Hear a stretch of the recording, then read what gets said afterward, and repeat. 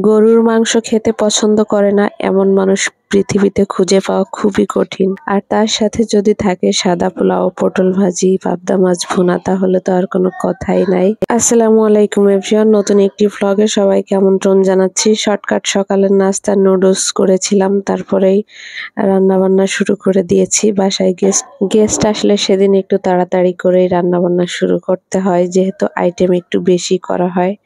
গ্রাম থেকে চাচা শ্বশুর আসতেছে, ফোন দিয়ে হঠাৎ করে বলল, তাই আমিও রান্না বান্না শুরু করে দিয়েছি। ফ্রিজে গরুর মাংস ছিল, তো সেটাই বের করে নিয়েছি। সব গরুর মাংস আজ হাতে মাখিয়ে রান্না করব, তো পেঁয়াজ কুচি কুচি করে নিয়েছি, সেটাই দিয়ে দিয়েছি। তারপরে আদা রসুন আর জিরার পেস্ট দিয়ে দিয়েছি, তারপরে হলুদের গুঁড়া, তারপর ধনিয়ার গুঁড়া, সব গুঁড়া মশলা একসাথে দিয়ে নিলাম। তারপরে সরিষার তেল দিয়ে হাত দিয়ে সুন্দর করে মেখে নিব। তো এই পর্যায়ে মরিচের গুঁড়াটা আমি একটু পরে দেব, যেহেতু হাতে একটু ঝাল লাগতে পারে, সেই জন্যই। মশলার সঙ্গে যদিও অল্প পরিমাণে দিয়েছিলাম। হাত দিয়ে ভালো করে মাখানো হয়ে গেলে তারপরে আবার দিয়ে দিব এখন তেজপাতা আর শুকনা মরিচ দিয়ে দিচ্ছি। আর এটা ছিল ভাজা শুকনা মরিচ, আর ভাজা শুকনা মরিচ দিলে কিন্তু মাংসের যে ঝোলটা থাকে সেটাই ফ্লেভারটা অনেকটা ভালো আসে। তারপরে বেশ কয়েকটা কোয়া দিয়ে দিলাম, রসুনের আস্ত কোয়া। এগুলো অবশ্য গলে যাবে।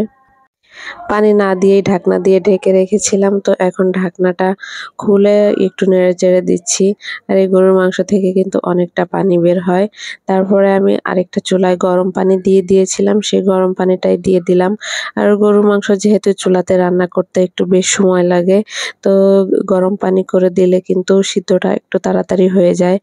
গরুর মাংস কষানোর পরে যদি ঠান্ডা পানি দেওয়া হয়, তারপরে আবারও কিন্তু গরুর মাংসটা একটু শক্ত শক্ত ভাব হয়ে যায়। এজন্য গরম পানি দিলে সবচেয়ে ভালো হয়। এদিকে অন্য একটা চুলায় আমি মুরগির মাংস ভেজে নিয়েছিলাম, তারপরে সব মশলা কষিয়ে নিয়েছি। এটা একটু রোস্টের মশলা দিয়ে একটু ঝাল ঝাল করে রান্না করব। যেহেতু বাসায় পাকিস্তানি বা কক মুরগি ছিল না, তো আলিফ আবার গরুর মাংস খায় না, সেই জন্যই ওর জন্য মুরগির মাংস, ব্রয়লার মুরগি ছিল, সেটাই একটু বড় বড় যে পিসগুলা ছিল সেই পিসগুলা দিয়েই একটু রোস্টের মতো রান্না করে দিব। সব মশলা কষানো হয়ে গেলে একটু টক দই দিয়ে দিয়েছি, তারপর দুধ, তার সাথে আর একটু পানি দিয়ে দিলাম। ঝোলটা গাঢ় হয়ে গেলে তখন এই পানি আর ঝোলের পরিমাণটাও কমে আসবে। এখন গরুর মাংসের ভিতরে আমি বেশ কিছু আলু দিয়ে দিলাম। আমাদের ঘরে আবার মাংসতে আলু ছাড়া চলেই না। আলু না দিলে সবাই খাওয়ার সময় খোঁজ করে যে আলু কোথায়, আলু কোথায়। তো যাই হোক, আমাদের সবাই গরুর মাংসতে আলু খুবই পছন্দ করে। মুরগির রোস্টটা রান্না করা হয়ে গিয়েছে, এখন আমি পোলাও রান্না করব। তার জন্য প্রথমেই তেল দিয়ে দিয়েছি, বড় একটা পাত্র নিয়েছি, তারপরে পেঁয়াজটা একটু ভেজে নিব। গরুর মাংসের পানি একবার শুকিয়ে গিয়েছে, আবার আমি গরম পানি করে রেখেছিলাম, সেই পানি দিয়ে দিচ্ছি। চাইলে প্রেসার কুকারে দিয়ে দিতে পারতাম, তো ভাবলাম আজকে আর প্রেসার কুকারে দিয়ে রান্না করব না। তো এই জন্য কড়াইতে বেশ কিছু প্রায় 1 ঘন্টার মতো রান্না করতে সময় লেগেছিল। তো তারপরও চুলায় রান্না করলে কিন্তু অনেক মজা লাগে।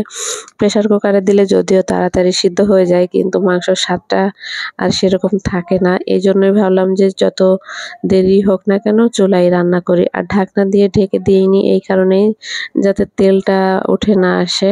আর এদিকে পোলাওর মধ্যে আমি শুধু আদা রসুন বাটা আর লবণ দিয়ে দিয়েছি, কারণ আমার কাছে প্লেন পোলাওটাই পছন্দ হয়। আর পোলাও যদি একটু কালচে কালচে ভাব হয়ে যায় তখন আর ভাল লাগে না। অনেকেই জিরা বাটা দেয়, আমি জিরা বাটা খুব একটা দেই না। জিরা বাটা দিলে কিন্তু পোলাওর কালারটা একটু কালো কালো হয়ে যায়। তো 2 চুলায় 2টা গরুর মাংস হতে থাক, এদিকে আমি পানি দিয়ে দিয়েছিলাম। তো এখন একটু পোলাওটা নেড়েচেড়ে দমে রেখে দিব।